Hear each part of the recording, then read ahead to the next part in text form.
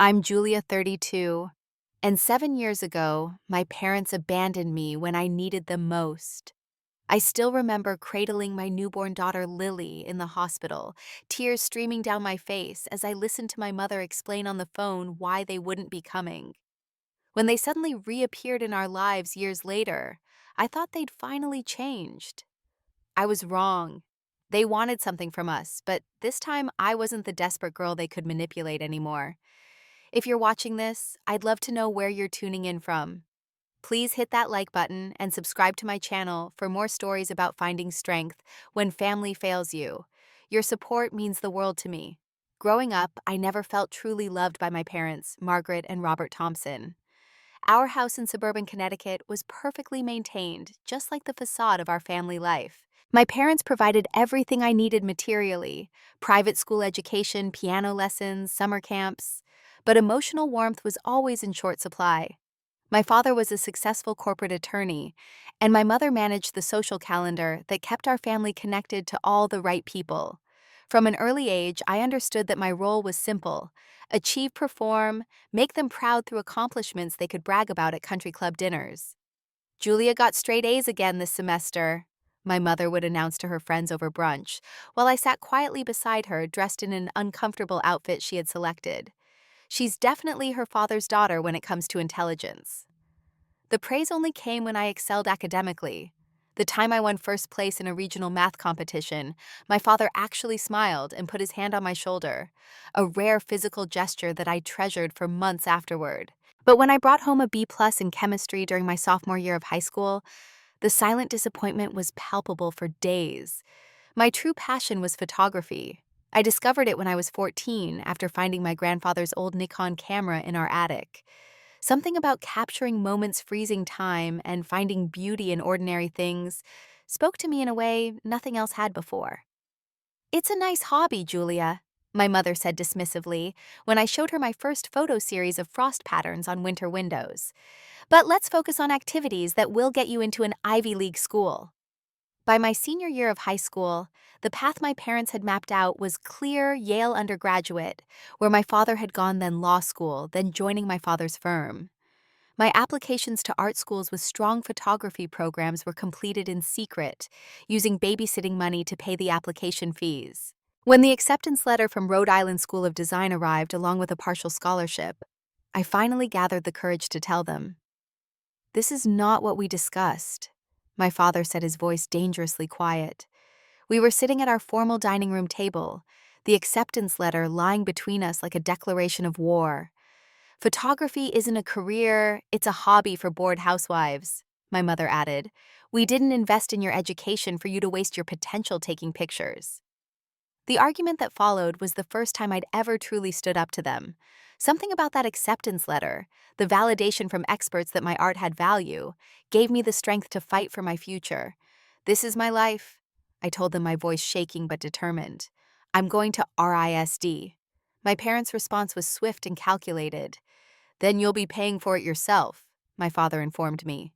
"Every penny. And don't expect us to bail you out when you can't find a job with an art degree." I accepted their terms, taking out student loans, working part-time jobs, and stretching my partial scholarship as far as it would go. Our relationship became even more strained, limited to brief, tense phone calls and obligatory holiday visits where my mother would inevitably introduce me to the son of one of my father's colleagues who had sensibly gone into finance or medicine. It was during my junior year at RISD that I met Kevin. He was performing at a small cafe near campus, his acoustic guitar and raspy voice drawing the audience in with original songs that felt raw and honest. I was there photographing the event for a local arts magazine, and something about the way he closed his eyes when he hit the emotional peaks of his songs made for compelling images. After his set, he approached me, curious about the photos. "Did you catch my good side?" he asked with a charming smile that crinkled the corners of his eyes. Kevin was everything my parents would hate: a struggling musician with no backup plan from a blue-collar family in Ohio, with faded tattoos peeking out from under the sleeves of his flannel shirt. But he was also passionate, authentic, and looked at my photography with genuine interest and respect. Our connection was immediate and intense. Within 6 months, we were inseparable. I started following him to gigs documenting his band's journey while building my own portfolio. We talked about art and music and dreams until sunrise, making plans for a creative life together. When I brought Kevin home to meet my parents during Thanksgiving of my senior year, the disaster was exactly as I'd predicted. "So what's your real job?" my father asked him over turkey dinner, not bothering to hide his disdain. "Music is my real job, sir," Kevin answered, maintaining eye contact with my father in a way I had to admire. "And how exactly do you plan to support yourself, or potentially a family, with that career choice?" My mother chimed in, her smile tight and cold. By the time dessert was served, the battle lines had been clearly drawn. My parents saw Kevin as proof of my rebellion and poor judgment. Kevin saw my parents as everything he'd grown up resenting: privilege, elitism, and conditional love. After graduation, I moved into Kevin's small apartment in Providence. My parents' disappointment was evident, but they maintained a strained relationship with me, perhaps hoping this phase would pass. I built my photography business, slowly starting with graduation portraits and small weddings, while Kevin's band gained a modest following in the local music scene. For 4 years, we lived in a delicate balance. My career started to gain traction. I got regular work with local publications, built a solid portfolio, and even had a small gallery showing of my portrait series featuring local artists. Kevin's band released an EP, played increasingly larger venues, and was in talks with an indie label. We weren't financially comfortable, but we were making it work, supporting each other's dreams and finding joy in the small triumphs. The tension with my parents remained, but we had settled into a pattern of brief visits and surface-level conversations that avoided any meaningful topics. Then at 27, I discovered I was pregnant. The two pink lines appeared on the pregnancy test on a rainy Tuesday morning. Kevin and I hadn't been trying to have a baby. In fact, we'd been careful. But there it was. Undeniable. I was pregnant. My initial shock gave way to a tentative excitement. Despite the unplanned nature of this pregnancy, something about it felt right. Kevin and I had been together for nearly 5 years. We had a stable, loving relationship. Our careers were building momentum. Maybe this was the next natural step. When I told Kevin that evening, his reaction was a mixture of surprise, excitement, and unmistakable fear. "We're going to be parents," he said, his voice cracking slightly as he placed his hand on my still flat stomach. "That's wow. Are you happy?" I asked, searching his face for reassurance. "Of course," he said quickly, pulling me into a hug. "It's unexpected, but yeah, I'm happy. We'll figure it out together." In the weeks that followed, we began making plans. The apartment was too small for 3 people, so we started looking for something more suitable. I researched how to balance freelance work with a baby, and Kevin picked up extra gigs to start building a savings cushion. But as my first trimester progressed, I noticed subtle changes in Kevin. He stayed out later after shows. He was less enthusiastic about baby preparations. When I brought home paint swatches for the nursery, he glanced at them and mumbled something about having to meet the band for practice. "I thought we could use the second bedroom as the nursery," I said one night as we ate takeout on the couch. "It gets good natural light." Kevin nodded absently, scrolling through his phone. "Whatever you think is best." "Don't you want to be involved in these decisions?" I pressed, feeling a growing knot of anxiety in my chest. He looked up, offering a smile that didn't quite reach his eyes. "I trust your judgment. You've got better taste than me anyway." Despite the growing distance between us, I clung to the hope that this baby might help heal another relationship in my life, the one with my parents. Perhaps becoming grandparents would soften them. Perhaps this new life would bridge the gap between us. At 16 weeks pregnant, I called my mother to share the news. "Mom, I have something important to tell you and Dad," I said, trying to keep my voice steady. "I'm pregnant. You're going to be grandparents." The silence on the other end of the line stretched for several seconds. "I see," my mother finally responded, her tone neutral. "And is Kevin the father?" The question stung. "Of course he is. We've been together for 5 years. Are you getting married?" "We haven't decided yet. We're focusing on preparing for the baby right now." Another pause. "Julia, have you considered your options? You're just starting to gain traction in your career. This timing is unfortunate." My hand instinctively moved to my stomach, protective of the life growing inside me. This isn't an unfortunate timing situation, Mom. We're having this baby. I thought you'd be happy. Happy that my daughter is having a child out of wedlock with a struggling musician. That's not exactly the future we envisioned for you. The conversation continued in this vein, my mother's disappointment clear in every carefully chosen word. My father got on the line briefly asking practical questions about health insurance and financial planning that felt more like an interrogation than concern for my well-being.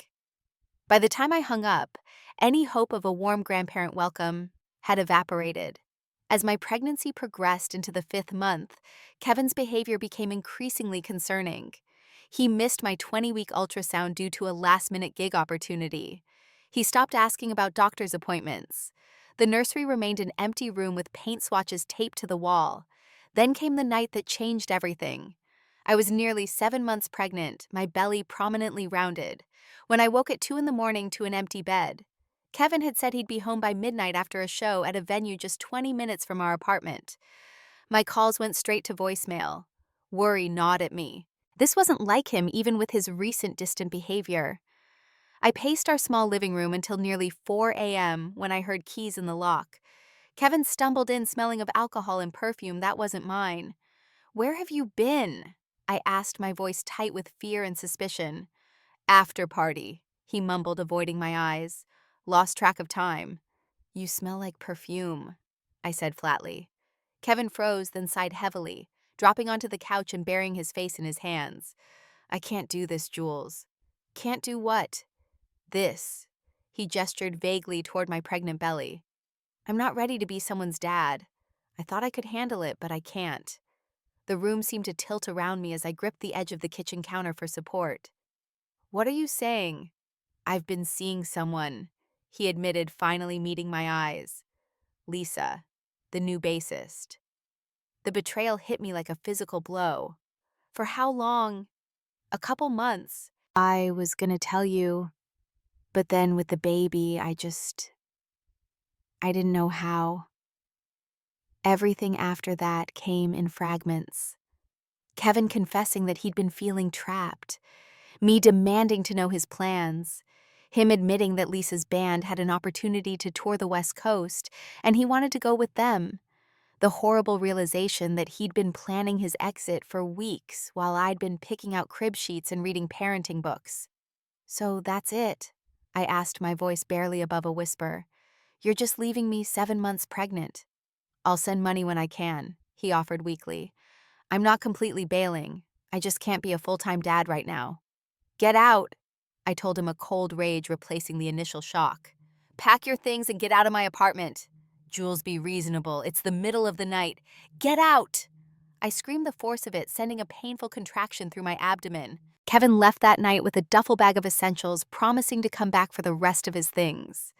3 days later, while I was at a doctor's appointment, he cleared out all his possessions. The only thing he left behind was a check for $1,000 and a note that read, "I'm sorry. I never meant for this to happen." Alone, terrified, and with my due date rapidly approaching, I made a call I never thought I'd have to make. I swallowed my pride and called my parents. "I need help," I admitted, my voice breaking. "Kevin left. I'm going to be a single mother. I don't know if I can do this alone." My mother's voice was cool and measured. "We warned you about him, didn't we? This is exactly what happens when you make impulsive decisions." "Mom, please, I'm not asking for you to say I told you so. I need support. Emotional, practical, maybe financial, until I get back on my feet after the birth." "There's still time to make arrangements for adoption," my father interjected, having apparently been listening on another extension. Many couples would provide a loving home with 2 parents and financial stability. "I'm keeping my baby," I said firmly. "Then you've made your choice," my mother replied.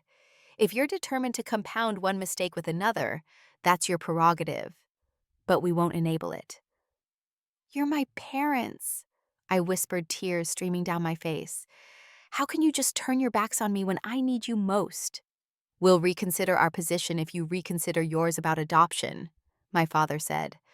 "Otherwise, you've chosen your path. Good luck with it." The line went dead, and with it, my last hope of support from my family.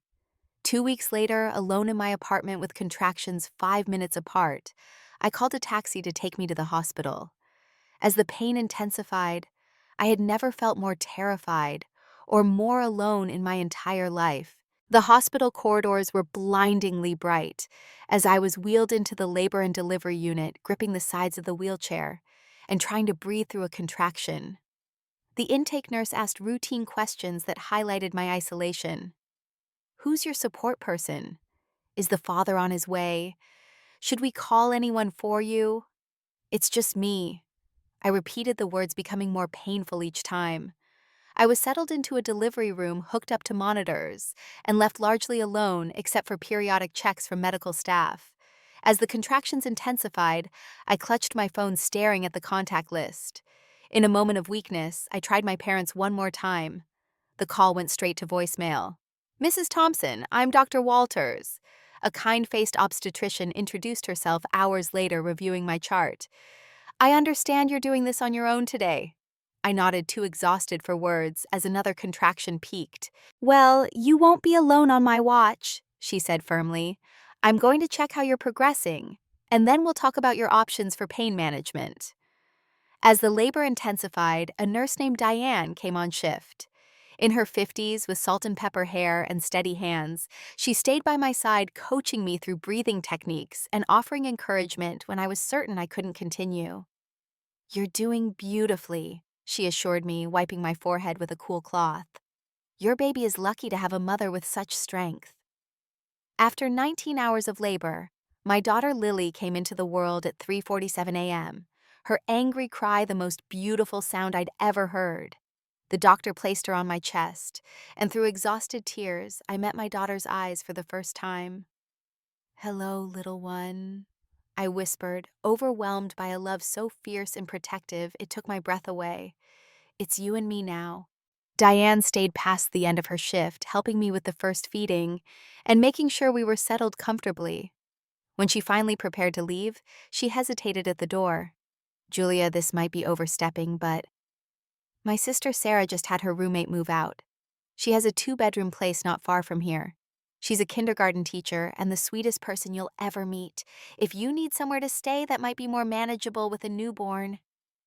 I burst into tears, the kindness of this virtual stranger, after my own family's rejection, breaking something open inside me. "I don't know how to thank you," I managed between sobs. "You don't need to thank me," Diane said, squeezing my hand. "Just pay it forward someday." 2 days later, I was discharged from the hospital. As the nurse wheeled me to the exit, I realized I hadn't arranged for a ride home, still adjusting to the reality that there was no partner waiting to drive his family home, no grandparents eager to meet their new grandchild. But there was Sarah Diane's sister waiting by the entrance, with a carefully installed car seat in her sedan. "I hope this isn't too weird," she said with a warm smile that reminded me of her sister's. "Diane told me you might need a ride, and I thought, why not introduce myself since I'm potentially offering you a place to stay?" Sarah was everything Diane had described: kind, practical, and with a natural affinity for children. During the drive to my apartment, she explained that she had always wanted children of her own, but hadn't found the right partner yet. "So having a baby in the apartment would actually be a bonus for me," she admitted. "Though I completely understand if you're not comfortable moving in with someone you just met." Over the next week, as I struggled with recovery from childbirth, learning to breastfeed, and the bone-deep exhaustion of new motherhood, Sarah became my lifeline. She checked in daily, brought home-cooked meals, and offered practical advice without judgment. By the time Lily was 2 weeks old, I had made the decision to accept Sarah's offer. My lease was nearly up, and the thought of managing the stairs to my third-floor walk-up with a stroller was daunting. More importantly, Sarah's obvious delight in Lily made her feel like the family I desperately needed. Moving into Sarah's apartment marked the beginning of rebuilding my life. The first year was incredibly difficult, physically, emotionally, and financially.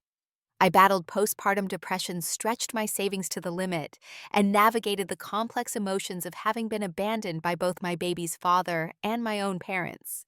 But slowly, surely, I created a support system from scratch. Sarah became Aunt Sarah to Lily. Diane and her husband Martin regularly had us over for Sunday dinners, becoming the grandparent figures Lily deserved. I joined a single mother support group at the local community center, forming friendships with women who understood exactly what I was going through. My photography business adapted out of necessity. I converted a corner of our bedroom into a mini studio and specialized in newborn and family photography, bringing Lily with me to sessions when childcare wasn't available. Clients were surprisingly understanding, and some even specifically requested that my assistant be present, enchanted by Lily's cheerful presence. On Lily's first birthday, as I watched her smash her hands into a small cake while surrounded by the chosen family we had built, I realized something profound: we were going to be okay. More than okay. Despite everything. Despite everyone who had walked away, we were thriving. And we did it completely without the people who should have been there from the beginning. By the time Lily turned 4, our lives had found a comfortable rhythm and stability. My photography business had grown steadily, allowing me to rent a small studio space downtown. We had moved from Sarah's apartment to a modest rental house, with a fenced backyard where Lily could play. While we weren't wealthy, we had enough for what mattered: good food, safe housing, occasional treats, and a college fund that grew a little each month. "Higher, Mommy, higher," Lily squealed one Saturday afternoon as I pushed her on the swing set we'd assembled together. Her curly brown hair, so like mine, streamed behind her as she pumped her legs trying to reach the clouds. "Any higher and you'll fly right over the fence," I laughed, giving her another push. Watching her, I often marveled at her resilience and joy. Despite the circumstances of her birth and the absence of half her biological family, Lily was a remarkably well-adjusted, happy child. She was outgoing and creative with a natural talent for storytelling that made me wonder if she'd inherited some of Kevin's musicality after all. Kevin had remained on the periphery of our lives, more ghost than father. He sent occasional checks, never regular enough to depend on, and called maybe 3 or 4 times a year. When Lily was 2, he had visited for an awkward afternoon when his band's tour brought him through town. He'd brought a stuffed giraffe and sat stiffly on our couch, clearly uncomfortable with the toddler who regarded him with curious confusion. "She's beautiful, Jules," he'd said as he prepared to leave. "You've done an amazing job." "I have," I agreed, not offering him any credit, because he hadn't earned it. My parents remained completely absent. No cards on Lily's birthdays, no calls on holidays. It was as if they had erased me, us, from their family narrative entirely. The absence sometimes stung, particularly during milestone moments, when I couldn't help but think about how things should have been. But mostly, I'd processed my grief over their abandonment and focused on the family we had created, a tapestry of friends and chosen relatives who showed up consistently with love and support. Sarah had moved to a different apartment, but remained a constant in our lives, often taking Lily for auntie-sleepovers that gave me rare nights to myself. Diane and Martin hosted us for holidays, their home filled with the warmth and acceptance my parents' house had always lacked. The other single mothers from my support group had become close friends, our children growing up together like cousins. It was through my photography work that I met Michael. He had hired me to take professional headshots for his elementary school's website, where he taught 3rd grade. Tall with kind brown eyes and a quiet confidence, he immediately put me at ease in a way I hadn't experienced with a man since before Kevin's betrayal. "Do you always bring such an adorable assistant to your shoots?" he asked, smiling at Lily, who was sorting through my lens filters with serious concentration. "Only when school's out," I replied, though she charges a pretty steep fee in ice cream. We kept our interaction professional during the shoot, but when he emailed me about the final images, he added a postscript: "I know this is unconventional, but would you consider getting coffee sometime? No pressure at all." After Kevin, I'd gone on a few scattered dates, but always found reasons to end things before they became serious. My trust had been shattered, and more importantly, I was fiercely protective of Lily. I wouldn't bring someone into her life unless I was absolutely certain they were worthy of her trust. But something about Michael felt different. After 2 coffee dates where we talked easily about everything from favorite books to educational philosophy, I took the risk of introducing him to Lily, just as a friend in the neutral territory of a children's museum. "You're a teacher?" Lily asked him skeptically, sizing him up with the directness only a 4-year-old can manage. "I am," Michael confirmed. "I teach 3rd graders. I'm going to be in kindergarten soon." she informed him seriously. Do you know any kindergarten teachers? As a matter of fact, my best friend teaches kindergarten. Should I ask her what to expect? And just like that, Lily decided Michael was acceptable company. Over the following months, he became a regular presence in our lives, helping Lily with art projects, joining us for movie nights, fixing the leaky faucet in the kitchen that had been driving me crazy. He likes you, Sarah observed after meeting him at Lily's 5th birthday party. But more importantly, he respects the life you've built. He's not trying to rescue you or change you. She was right. Unlike other men I'd briefly dated, who seemed to view single motherhood as either a challenge to overcome or a weakness that made me desperate, Michael simply accepted our family unit as it was and asked if there might be room for him too. One evening, after Lily had gone to bed, Michael and I sat on the porch swing, a comfortable silence between us as fireflies blinked in the yard. I want you to know something, he said quietly. I understand that Lily comes first, always, and I respect that boundary completely. I turned to study his face illuminated by the soft porch light. Thank you for understanding that. But, he continued, taking my hand gently, I also want you to know that I'm falling in love with you, Julia. Both of you, actually. And I'm willing to move at whatever pace feels right. The words should have terrified me. Instead, they felt like coming home. I think I'm falling in love with you too, I admitted. But you're right about Lily coming first. I can't risk her heart. I would never ask you to, he assured me. She's an amazing kid, and you're an incredible mother. I just want the chance to be part of your lives, however that looks. Over the next year, our relationship deepened gradually. Michael became a steady, reliable presence, never pushing for more than I was ready to give. He understood my trust issues without taking them personally, proving his reliability through consistent actions rather than grand promises.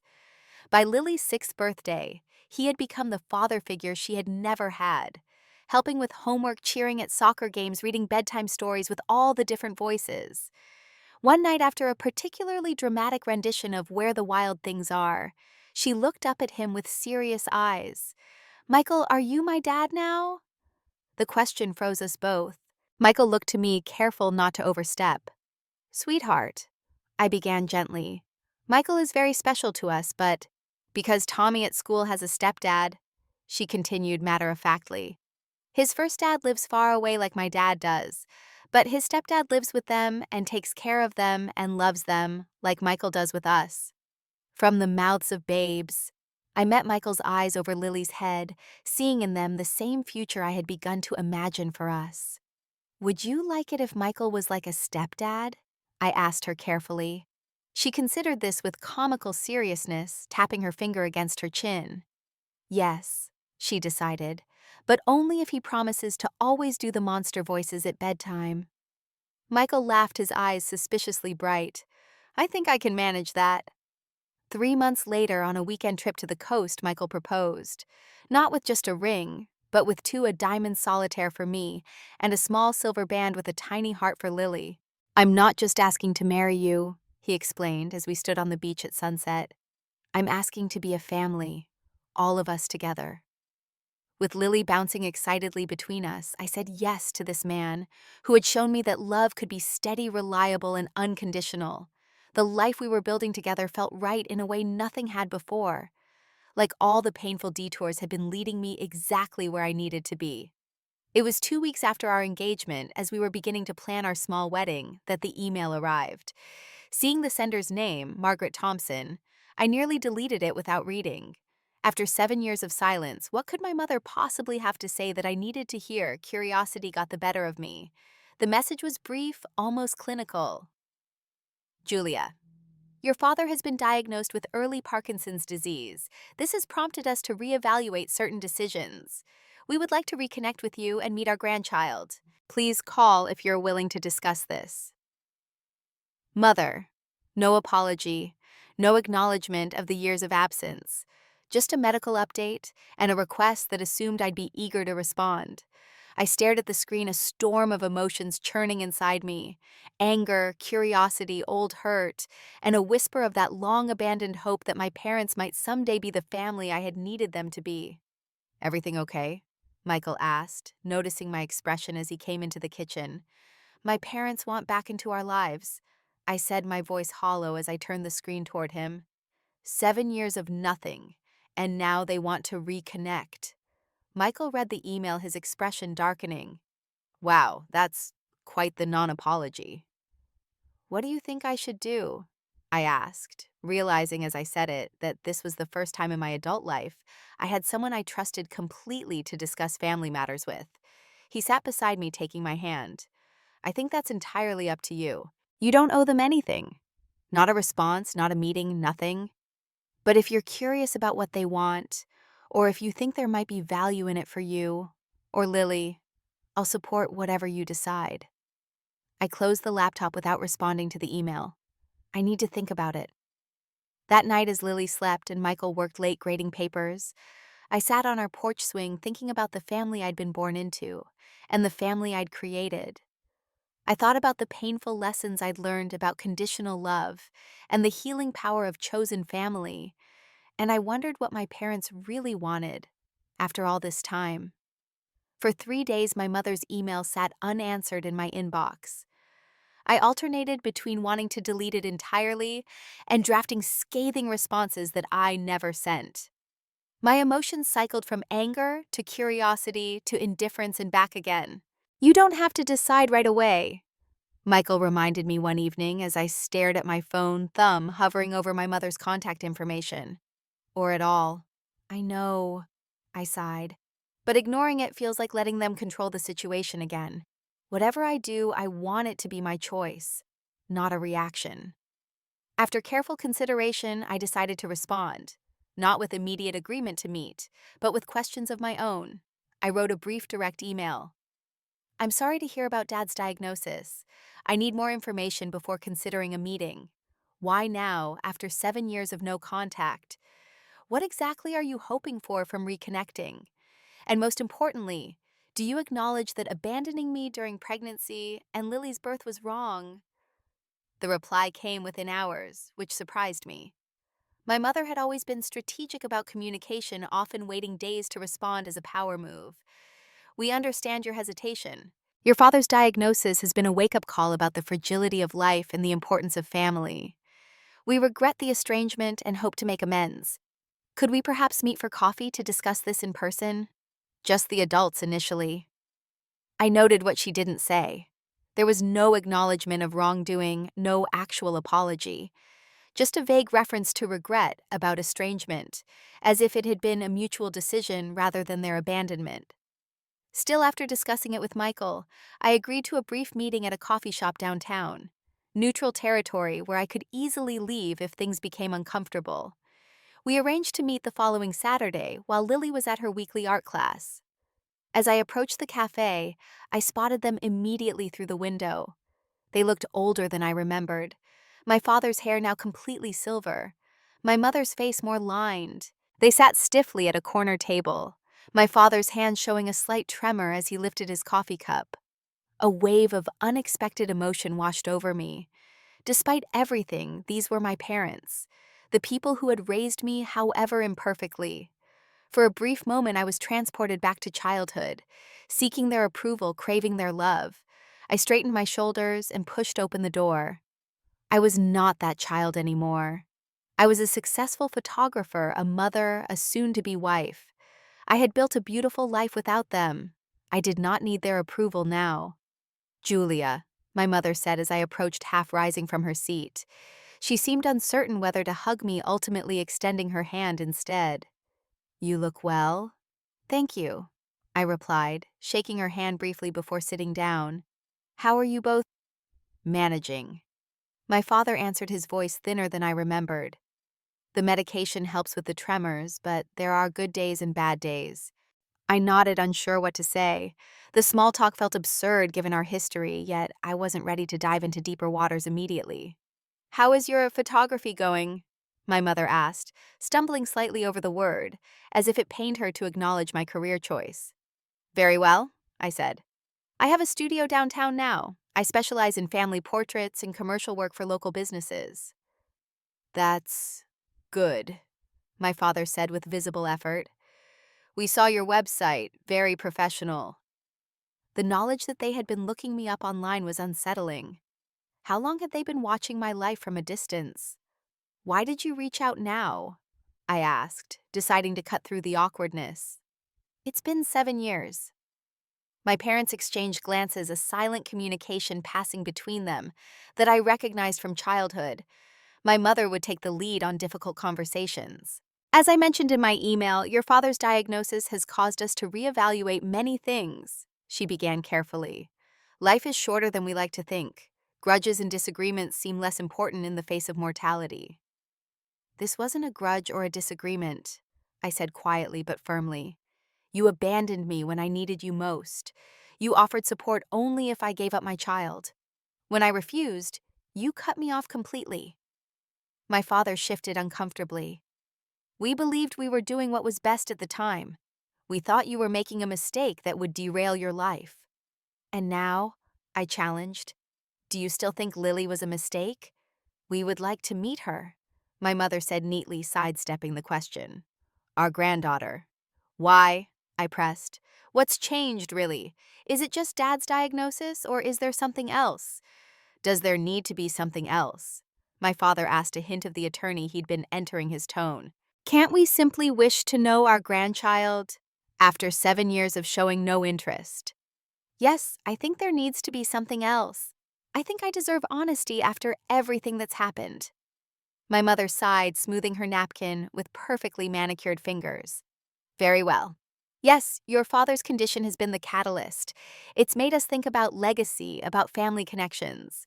We don't have other children, Julia. You're our only daughter, and Lily is our only grandchild.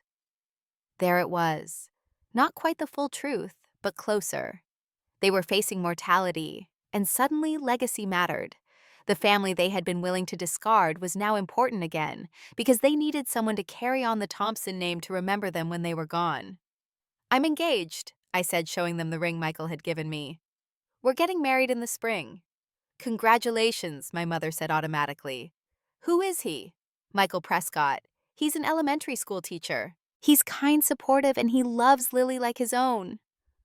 A teacher, my father repeated, unable to fully hide his disappointment. Even now, status and career still mattered more than character to him. Yes, a teacher, I said firmly. A wonderful man who has shown me what unconditional love and support actually look like. My mother cleared her throat. We would like to be at the wedding, and we would like a relationship with Lily. We've missed so much already. Yes, you have, I agreed. By choice. People make mistakes, Julia, my father said, his hands trembling slightly as he clasped them on the table. Even parents. It was perhaps the closest thing to an admission of wrongdoing I'd ever heard from him. I need to think about this, I said after a moment. Lily is my priority. I won't expose her to a relationship that might hurt her. What does that mean? My mother asked, her perfect composure slipping slightly. It means that if, and it's a big if, I decide to allow you into our lives, there will be boundaries, clear, firm boundaries, and the first step would be a genuine acknowledgement of the harm you caused and a real apology, not just people make mistakes or we regret the estrangement. My mother's lips thinned, but my father nodded slowly. That's fair. More than fair given the circumstances. We talked for another half hour, carefully navigating around the deeper wounds. They told me more about my father's condition, currently mild but expected to progress over the coming years. I shared carefully selected details about Lily, her love of art, her recent start in kindergarten, her friendly personality. As we prepared to leave, my mother reached into her purse and withdrew an envelope. We wanted to give you this, for Lily's education fund. I looked at the envelope, immediately understanding the tactic. Money had always been their language of care, their way of trying to control outcomes. No, thank you, I said firmly. We're doing fine financially. Don't be stubborn, Julia. My mother frowned. This could give her opportunities. She has every opportunity she needs, I interrupted. If we're going to rebuild any kind of relationship, it can't be based on financial transactions. It has to be about genuine connection and respect. I left them at the coffee shop with a promise to think about allowing a meeting with Lily, but no firm commitment. As I walked to my car, I felt lighter somehow. not because the meeting had gone particularly well, but because I had faced them as an equal, not as the daughter desperate for approval I had once been. Over the next few weeks, my parents made increasingly persistent efforts to establish regular contact. My mother sent emails with links to articles about Parkinson's disease, apparently assuming I would want to research my father's condition. My father called once the conversation stiff but civil, as he asked about my photography business with what seemed like genuine interest. What they didn't do was offer the direct acknowledgement and apology I had requested. It was as if they believed that simply moving forward without addressing the past would be sufficient. Michael and I discussed the situation at length after Lily was in bed each night.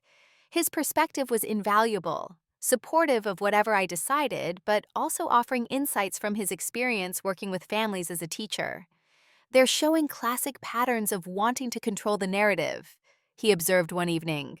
"By not acknowledging the abandonment directly, they don't have to face their own actions or give you the power that comes with an apology." "So what do I do?" I asked, leaning against his shoulder on the couch. "Keep insisting on an apology they may never give, or accept this limited connection for Lily's sake?" "That depends on what you want," he said thoughtfully. "Not what you think you should want, or what might be best for everyone else. What do you want, Julia?" His question made me realize I hadn't really asked myself that fundamental question. What did I want for my parents now? Did I still crave their approval? Did I want them in Lily's life? Or was I simply going through the motions because it seemed like what a good daughter should do? I began slowly. I want them to really see me, to acknowledge who I am, the choices I've made, the life I've built, and to respect it even if it's not what they would have chosen. I want them to know Lily, but only if they can love her unconditionally, not as some extension of the Thompson legacy. "Then I think you need to be completely honest with them about those conditions," Michael said, "and be prepared for them to either rise to the occasion or walk away again." The opportunity to set these terms came sooner than expected. 3 days later, I received another email from my mother, this one more direct than her usual carefully worded messages. "We've been patient, Julia, but we would like to move forward with meeting Lily. Perhaps this weekend we could take her shopping for a special gift. Let us know what time works." The presumption that they could simply insert themselves into Lily's life on their terms, complete with bribing her with gifts, ignited a slow-burning anger in me. This was exactly the approach I wanted to avoid. I didn't respond immediately, taking time to craft a thoughtful reply, rather than reacting from emotion. When I finally wrote back, I laid out my position clearly. "I appreciate your interest in meeting Lily. However, before that happens, we need to address the past directly. I need a genuine acknowledgement of the fact that you abandoned me during pregnancy and Lily's birth, and an apology for that choice. I also need clear agreement on boundaries moving forward. No gifts of significant value until a relationship is established naturally. 2. No undermining my parenting decisions. 3. No negative comments about my career life choices or relationship with Michael. 4. Consistent, reliable contact, not disappearing again if things don't go your way. If you can agree to these terms, we can arrange a brief initial meeting in a neutral setting like the park with Michael and me present." My mother's response came the next day, her frustration evident in every word. "I think you're being unreasonable, Julia. Parents and grandparents give gifts. That's normal. As for the past, we've already expressed regret for the estrangement. Continually dwelling on it serves no purpose. We're trying to move forward positively. Your father's condition means time is of the essence. Please reconsider your position." The email confirmed what part of me had suspected all along. They weren't truly interested in making amends or building a healthy relationship. They wanted access to Lily on their terms, without accountability for their actions. I showed the email to Michael, who read it with a deepening frown. "They really don't get it, do they?" he said quietly. "No," I agreed. "They don't." After careful consideration, I invited them to our home, the first time they would see where we lived. I wanted them to understand exactly what was at stake, to see the family unit Michael, Lily, and I had created together. They arrived precisely on time the following Sunday afternoon, my mother carrying a large gift bag despite my explicit request not to bring significant gifts. My father looked frailer than he had at the coffee shop, leaning slightly on a cane that was new since our last meeting. "Welcome," I said, gesturing them inside. Michael stood beside me, his presence steady and reassuring. "Michael, these are my parents, Robert and Margaret Thompson. Mom, Dad, this is my fiancé, Michael Prescott." "Pleasure to meet you," Michael said warmly, extending his hand. My father shook it. My mother barely touched his fingers before withdrawing her hand. "Your home is cozy," my mother observed, glancing around our modestly furnished living room, with poorly disguised judgment. "We like it," I replied simply. "Please sit down. Lily is finishing her art project. She'll join us in a few minutes." Once they were seated, I addressed the elephant in the room directly. "Before Lily comes in, I want to be clear about something. The email you sent wasn't acceptable. You still haven't acknowledged what happened or apologized for abandoning us." My mother's back stiffened. "I thought we had moved past this, Julia. Constantly rehashing old hurts isn't healthy." "It's not rehashing to ask for a simple acknowledgement of what happened," Michael interjected gently. "It's about establishing trust moving forward." My father surprised me by placing a restraining hand on my mother's arm as she began to respond. "They're right, Margaret," he said quietly. "We've been avoiding the real conversation." He turned to me, his blue eyes, so like mine, meeting my gaze directly. "You're right, Julia. We abandoned you when you needed us most. We offered help with strings attached that no parent should impose. When you refused our conditions, we cut you off completely. It was wrong. I was wrong." The direct acknowledgement stunned me into momentary silence. My mother looked equally shocked at my father's candor. "Why?" I finally managed to ask. "I need to understand why." My father sighed heavily. "Pride. Disappointment that you weren't living the life we'd planned for you. Fear that we had failed as parents because you were making choices we wouldn't have made. None of these are good reasons, but they were our reasons." "And now," I pressed. "Now," he continued, "I'm facing my own mortality. Nothing clarifies perspective quite like that. I don't want to die estranged from my only child, and having never known my granddaughter." My mother remained silent, her lips pressed into a thin line. I could see the internal struggle playing out across her face, the need to maintain control battling with the desire for reconciliation. "Margaret," my father prompted gently, "don't you have something to say?" She smoothed her skirt, a nervous gesture I remembered from childhood.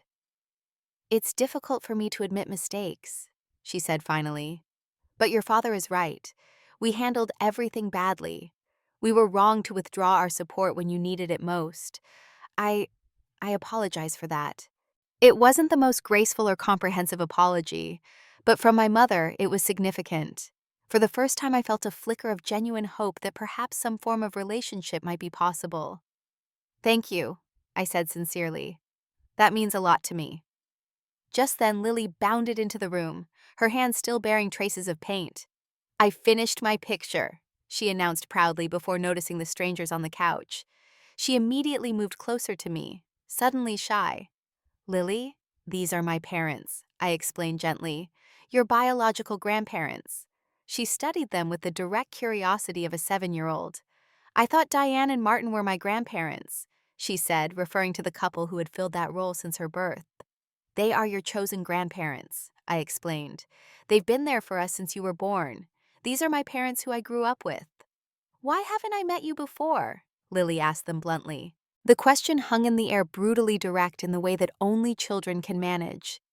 I saw my mother flinch, slightly unprepared for such directness. My father leaned forward, speaking to Lily with unexpected gentleness. "That's a very good question. The truth is we made some mistakes. We weren't there when we should have been, but we're hoping to get to know you now if that's okay with you and your mom." Lily considered this, her head tilted thoughtfully. "Did you say sorry to my mom?" "Yes," my father said, a smile touching his lips. "We did. Just now." "Good." Lily nodded decisively. "Mom says you have to say sorry when you make mistakes." "Your mom is very wise," my father agreed, glancing at me with what looked like genuine respect. The visit continued for about an hour, with Lily gradually warming up enough to show them her art project and tell them about school. My parents were awkward but trying. My father more naturally connecting with Lily, while my mother seemed almost afraid of saying the wrong thing. When they prepared to leave, my mother tried to give Lily the gift bag she had brought. Actually, I intervened gently. We agreed no gifts for now, remember. Let's focus on building a relationship first. My mother's face tightened, but surprisingly she nodded and withdrew the bag. Another time, perhaps, she said to Lily, when we know each other better. At the door, my father turned to me. Thank you for today. It means more than I can express. This is just a beginning, I cautioned. We have a lot of ground to rebuild. I understand, he nodded, but it's more than I dared hope for. As they drove away, Michael wrapped an arm around my shoulders. How do you feel? Cautiously optimistic, I admitted, but also wary. Old patterns don't change overnight. No, they don't, he agreed. But people can change when properly motivated. Your father seems sincere.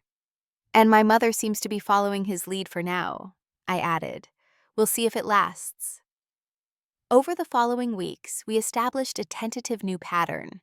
My parents would visit every other Sunday for a few hours.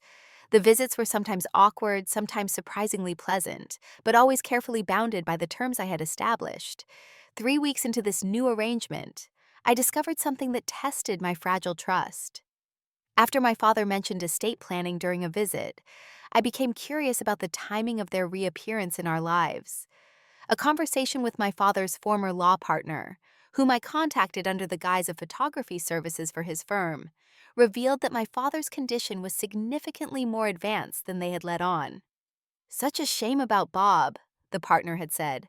The early onset version progresses much faster, but you probably know that being his daughter. I hadn't known that. They had presented his condition as mild and slowly progressing, when in fact his doctors were predicting substantial decline within a few years. The next time my parents visited, I waited until Lily was playing in the backyard with Michael before confronting them. Dad's condition is more serious than you've admitted, I said directly. Why didn't you tell me the truth? My mother looked startled, but my father merely sighed. We didn't want pity to be the basis of reconciliation, he explained. Is that really all, though? I pressed. Or is there something else going on? Something about estate planning and who will take care of you as the disease progresses? The flash of guilt that crossed my mother's face told me I'd hit close to the truth. You have to understand, she began defensively. We're facing difficult decisions about the future, with no other close family. So that's it, I interrupted, a cold clarity washing over me. This reconciliation isn't primarily about wanting to know Lily or making amends. It's about securing caretakers and heirs. That's not fair, my father protested. Yes, practical considerations are part of it. We would be foolish not to plan for the future, but that doesn't mean our desire to know you and Lily isn't genuine. Does it? I challenged, because from where I'm sitting, it looks like you're once again approaching family as a transaction. When I needed you, you had nothing to offer, because there was nothing in it for you. Now that you need something, security care heirs, suddenly family is important again. My mother's composure cracked. What do you want from us, Julia? We've apologized. We're trying to build a relationship. Yes, we hope that eventually you'll be part of our support system as your father's condition worsens. Is that so terrible? Isn't that what family does for each other? Family shows up, I said, my voice shaking with emotion I'd held back for years. Family is there for the hard parts, not just when it's convenient. Family doesn't abandon a pregnant woman because they disapprove of her choices. Family doesn't offer help with dehumanizing conditions attached. Family doesn't disappear for 7 years and then expect to be welcomed back without question. My father reached for my hand, which I reluctantly allowed. You're right, he said simply, about all of it. Yes, we have practical concerns about the future. Yes, updating our will to include Lily was part of our thinking. But Julia, that doesn't mean we don't genuinely regret our actions or truly want to know our granddaughter. I withdrew my hand gently. I need time to process this. I think it would be best if you left now. They didn't argue, gathering their things quietly. At the door, my father turned back. For what it's worth, I really am proud of the woman you've become, Julia. Without any help from us, you've built a beautiful life and raised an amazing daughter. That kind of strength and character, that's something money can't buy and privilege can't teach." After they left, I collapsed onto the couch, emotionally drained. Michael sat beside me, letting me process in silence for a few minutes. "They updated their will to include Lily," I finally said. "They're trying to buy their way back into our lives when they need something from us." "Probably," Michael acknowledged, "but people can have mixed motives. The fact that they have practical concerns doesn't necessarily mean they don't also genuinely want reconciliation." "How do I know what's real?" I asked, frustrated. "How do I protect Lily from being hurt if they disappear again, when they don't get what they want?" "You set boundaries," Michael said simply. "Clear, consistent boundaries. You decide what kind of relationship you're willing to have, what level of involvement you're comfortable with regarding your father's care. You make those boundaries explicit, and you enforce them consistently." His words reminded me of something I'd learned in my single mother's support group years ago. I couldn't control others' behavior, only my response to it. That night after Lily was asleep, I wrote a long email to my parents. I laid out exactly what I was and wasn't willing to offer regular visits with Lily would continue, but only under the established conditions. I would not be their primary caregiver. As my father's condition progressed, though I would help coordinate professional care, I would not accept financial entanglements or inheritance with strings attached. "If you want a relationship with us," I concluded, "it must be based on genuine connection and respect, not obligation or financial considerations. I've built a life without your support. I don't need anything from you now. A position that gives me the freedom to establish healthy boundaries. I hope you can accept these terms, but if not, I understand." Their response, which came jointly from both of them, was surprisingly receptive. They acknowledged my boundaries, agreed to my terms, and expressed hope that over time trust might be rebuilt. They also, for the first time, expressed specific regret for missing Lily's birth and early years, a loss they were only now beginning to truly comprehend. 2 days later, a large envelope arrived by certified mail. Inside was a copy of their updated will with a sticky note from my father: "No strings attached. This is not a bargaining chip, but a rightful acknowledgement. Whether or not you choose to be involved in our care, this doesn't change." The document showed that they had indeed made Lily their primary heir, with a significant trust established for her education and future. Notably, there were no conditions attached about care or contact, just a clean inheritance with me as trustee until she reached adulthood. It wasn't a perfect resolution. The hurt of their abandonment couldn't be erased with legal documents or even sincere apologies, but it was a step toward something new. A relationship based on explicit boundaries and mutual respect, rather than unspoken expectations and conditional love. Over the months that followed as we prepared for my wedding to Michael, my parents continued to demonstrate, sometimes awkwardly, sometimes surprisingly gracefully, that they were committed to rebuilding on these new terms. The spring day of our wedding dawned with perfect blue skies and a gentle breeze, the kind of weather that photographers dream about for outdoor ceremonies. Michael and I had chosen a small botanical garden for the occasion, with just 60 guests, including our closest friends and chosen family. Lily took her role as flower girl with utmost seriousness, practicing her petal-tossing technique for weeks beforehand. At 7 years old, with her dark curls and solemn eyes, she was the perfect embodiment of the family Michael and I were officially creating together. "You look beautiful, Mommy," she whispered, as she helped me adjust my simple lace veil in the garden's small preparation room. "Like a princess in the movies." "Thank you, sweetheart." I smiled, smoothing her matching white dress with pale blue sash. "You look pretty spectacular yourself." A soft knock at the door interrupted our moment. Sarah, my maid of honor, opened it slightly before turning to me with raised eyebrows. "It's your parents. Your dad is asking to speak with you before the ceremony." In the months since our confrontation about their true motives for reconnecting my relationship with my parents had evolved into something cautiously positive. They had respected my boundaries, attended family dinners without attempting to dominate, and genuinely tried to build a relationship with Lily based on who she was, rather than what they thought she should be. My father's condition had indeed progressed more rapidly than initially suggested, with his tremors becoming more pronounced and his gait increasingly unsteady. But true to my word, I had helped them arrange for professional care while maintaining appropriate boundaries. Send him in, I decided after a moment's hesitation. To Lily, I added, Sweetie, can you go with Aunt Sarah for a minute? I need to talk to Grandpa Robert. Once they had left, my father entered slowly, leaning more heavily on his cane than he had even a month ago. The disease was taking its toll, but he had insisted on walking without a wheelchair today. Julia, he said softly, his eyes filling with tears as he took in my wedding dress. You are a vision.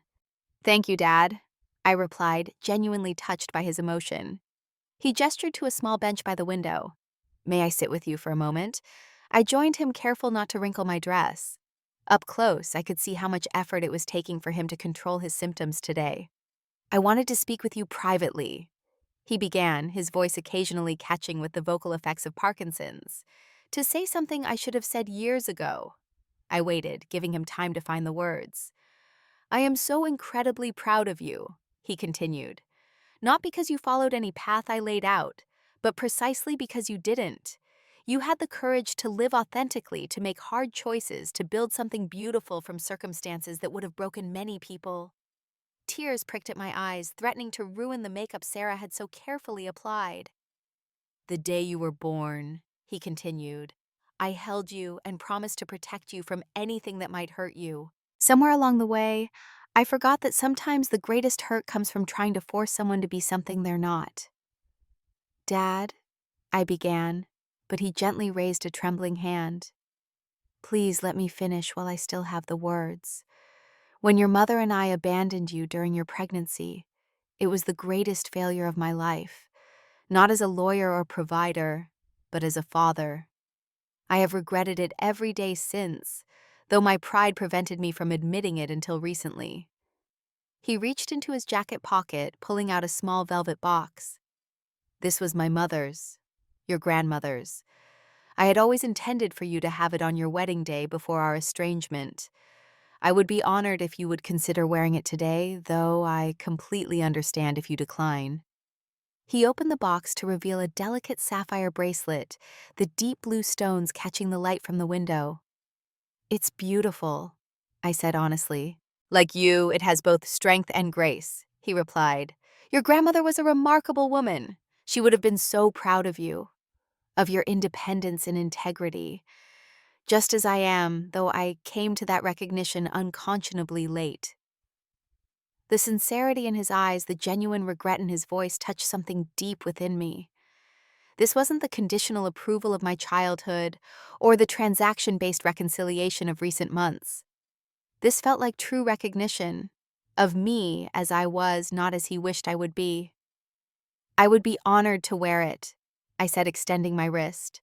With slightly shaking hands, he fastened the bracelet. There's something else, he added hesitantly. I know you've arranged for Michael's brother to walk you down the aisle, and I respect that choice completely. I just wanted you to know that I understand why, and I think it's the right decision. His acceptance of this decision, one I had agonized over, meant more than he could know.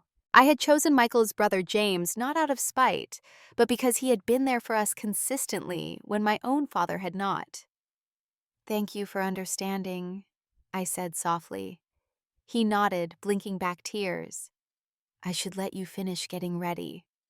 I just wanted to say thank you for allowing us back into your life, even with limitations, for letting us know Lily, for showing us what real family loyalty looks like.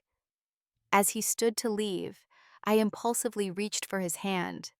Would you like to walk me part way? Perhaps to the garden entrance where James will meet me. That way you're both part of it. The joy that spread across his face told me I'd made the right choice. I would be honored, he said, his voice thick with emotion. The ceremony itself was everything Michael and I had hoped for. Intimate, joyful, and centered on the family we were creating together. Lily stood proudly between us as we exchanged vows, Michael including a special promise to her as well. I pledge to always be there for you, to listen to your thoughts, to respect your feelings, and to love you unconditionally, as you have taught me love should be." My mother, watching from the front row, dabbed at her eyes throughout the ceremony, a display of emotion I had rarely witnessed from her growing up. Beside her sat Diane and Martin, the surrogate grandparents, who had been there from Lily's earliest days. Sarah stood beside me as maid of honor, her steady presence a reminder of how she had taken in a terrified new mother and baby when we had no one else. At the reception, my father gave a brief toast, his voice wavering not just from emotion, but from the progressive effects of his disease. "To Michael and Julia," he said, raising his glass with a visible effort to control the tremor in his hand. "Thank you for showing us that family isn't just about blood or obligation. It's about showing up, about choosing each other every day. We are humbled to be included in your celebration." Later, as Michael and I shared our first dance, I caught sight of my mother sitting beside Lily, actually listening, as my daughter excitedly explained something about her flower girl duties. There was no condescension in my mother's expression, no attempt to correct or direct, just genuine interest in what Lily was saying. It was a small moment, but significant, evidence of the slow, imperfect change that had been unfolding over the months since their return to our lives. As the evening progressed, I found myself standing alone for a moment, watching the people who made up the tapestry of my life, chosen family and biological family, new beginnings and tentative reconciliations, all coming together to celebrate love in its many forms. Michael approached, slipping an arm around my waist. "Happy. Very," I confirmed, leaning into his solid warmth. Though it still feels surreal sometimes, having my parents here, seeing them interact with Lily, watching my mother actually try to change patterns that seemed set in stone. "People can surprise you," he observed, "for better or worse."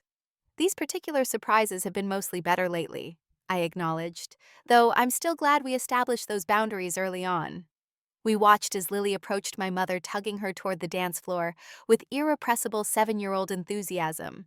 After a moment's hesitation, my mother allowed herself to be led into the crowd of dancing guests, her usual perfect posture softening as she awkwardly attempted to follow Lily's exuberant movements. "Look at that," Michael murmured. "Never thought I'd see the day." "Me neither," I admitted. "But I'm glad Lily will have these memories whatever happens in the future." "Speaking of the future," Michael said, his expression growing more serious, "I want you to know something. Whatever happens with your father's condition, whatever care decisions need to be made, we'll face it together. Your boundaries are important, but you don't have to navigate any of this alone anymore." His words, his unwavering support, filled me with gratitude so profound it brought tears to my eyes. "Have I told you today how much I love you?" "You have," he smiled, "but I'll never tire of hearing it." As the evening drew to a close, guests gathered for the traditional bouquet toss. Standing on the garden terrace, I turned my back to the assembled women and prepared to throw my bouquet of blue hydrangeas and white roses. At the last moment, I caught sight of my mother standing at the edge of the group, looking uncharacteristically uncertain. On impulse, instead of tossing the bouquet randomly, I turned slightly and threw it directly toward her. Her surprise was evident as she reflexively caught the flowers, a genuine smile breaking across her face. Not the practiced social smile I knew so well, but something spontaneous and real. It wasn't forgiveness exactly. The abandonment when I needed them most had left scars that would never completely fade. But it was an acknowledgement that healing was possible, that new beginnings could emerge from old wounds, that families could be both chosen and reconciled. 3 years later, as I watch my now 10-year-old Lily help her 2-year-old brother Thomas take tentative steps across our backyard, I reflect on the journey that brought us here.